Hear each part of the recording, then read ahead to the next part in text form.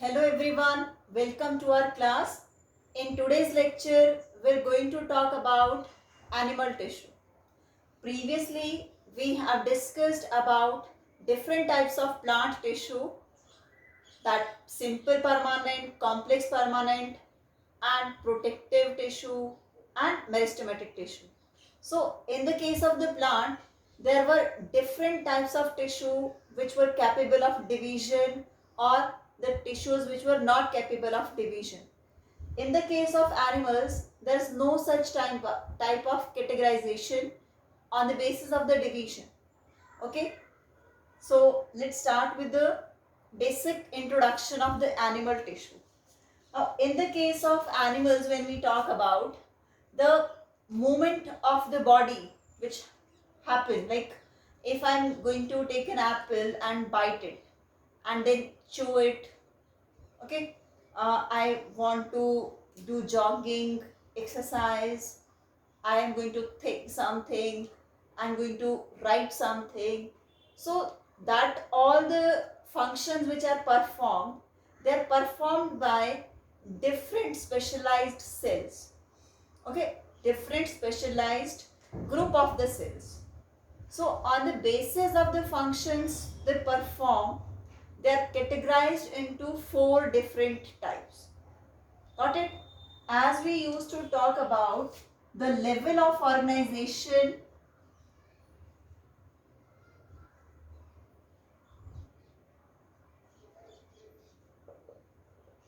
in animals.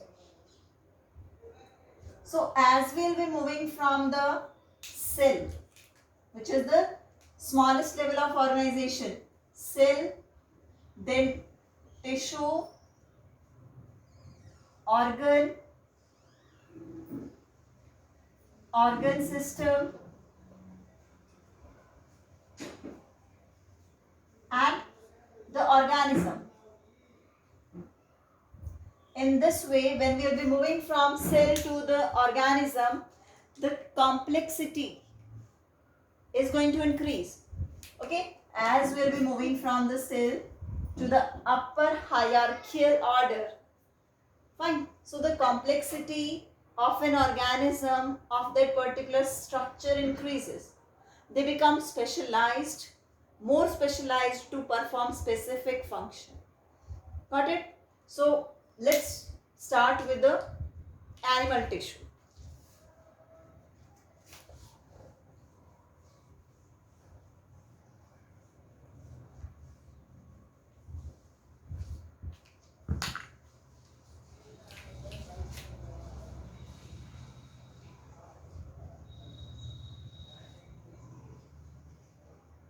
Animal tissues are broadly categorized into 4 types. That is on the basis of the function they are going to perform. So the very first category, the very first type is epithelial tissue. Okay, in the case of the plant, we have read about epidermis. So don't get confused between these two terms. This is epithelial tissue. Second type of tissue, this is connective tissue. Third type of tissue, muscular tissue. And the fourth type of tissue is nervous tissue. So these are the 4 different types of tissues present in animals. Okay, they are further classified into different types, that is on the basis of the types of the cells they have and the kind of the structure is there. So when we talk about their functions on a basically, so epithelial tissue, if I'm going to talk about after the formation of a zygote, when the mass of the cell is going to form and that mass of the cell is going to develop into a fetus and then a baby.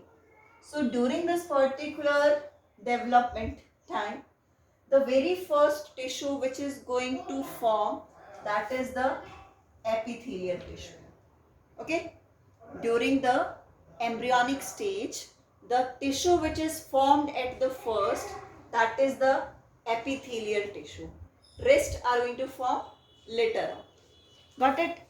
Now when we talk about the epithelial tissue, the function of this tissue is covering. Okay, this is going to, thelia means a kind of a layer, a kind of a protective covering. So this epithelial tissue is also known as protective tissue of animals. It is present all over the body externally and also present internally. Means the body organs, they are lined externally and internally by a layer of cells, that is epithelial tissue. Got it? The externally, if I am going to talk, the whole body is covered with skin. So skin is made up of epithelial tissue. Got it? This is protective in nature. Fine. So the main function of epithelial tissue is protection. So that is meant for, that is also known as protective tissue of animal. Second type of tissue in case of animals, that is connective tissue. Now if I am going to talk about that, the particular organ, that is the organ system, digestive system, is responsible for digestion of the food, and as a result it will form the glucose, amino acids and the simplest form of the food. So rest of the organs, they are not performing that function. So how this connection will be there between all the types of the organ into the body, how the body organs, how the body tissues, they are connected together. So we have different types of tissues which connect tissues with tissues, organs with organs in that way. So that particular tissue which is responsible for connecting, which will responsible for the connection between the two different organs, that is the connective tissue. So one of the example of that is blood. Okay, blood is responsible for connecting various parts of the body. Okay, other than that we have lymph, that is also a connective tissue. Other than that we have tendon, we have bone, ligament. Okay, all these are the connective tissue. They somehow they connect different structures in our body. Got it? Third type of tissue in human is muscular tissue. So when I am going to talk that I am able to do any kind of movement in my body, if I am going to locomote, so that is because of the particular tissue, muscular tissue. When the cells of this tissue, the cells of these tissues are muscle cells, and when these muscle cells they contract and relax, they bring in the change, they bring the change that results into the movement. So the muscular tissue is responsible for the voluntary or involuntary movements in our body.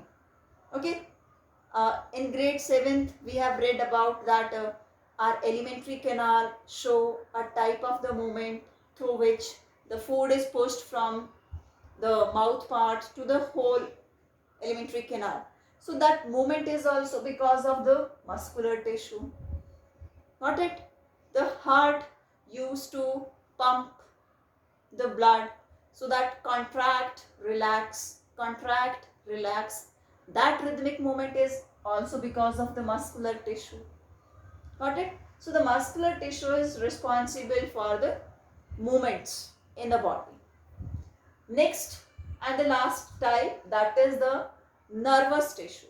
Now nervous tissue is meant for the purpose of control and coordination.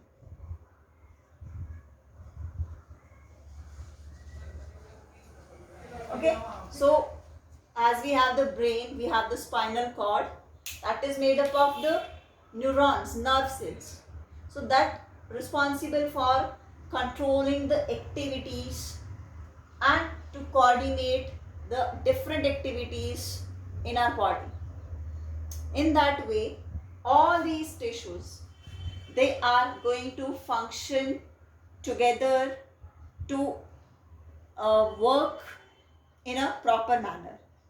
Okay, if our body, if I'm going to talk about the movement of the hand, it's not only that muscular tissue is involved over there.